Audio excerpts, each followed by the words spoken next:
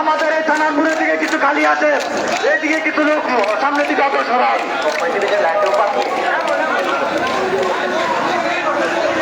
সংগ্রামী সাথীগণ,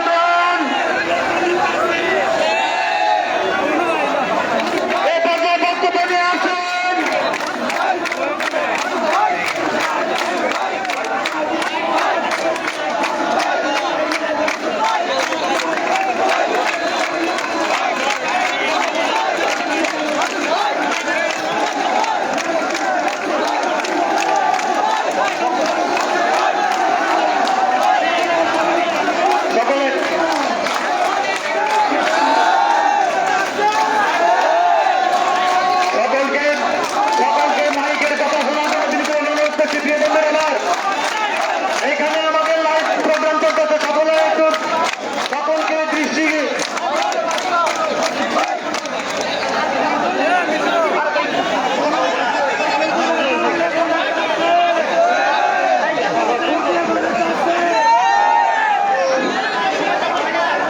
সংগ্রামী সাথী বন্ধুগণ,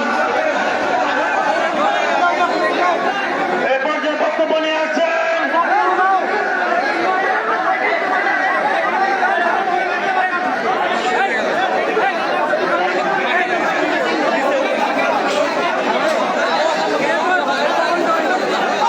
সকলকে একটু এই সামনের দিকে যে থানার মোড়ের দিকে দিয়ে খালি আছে, সকলে যে পিছন থেকে দিকে আছেন, থানার মোড় দিকে দিকে খালি রয়েছে।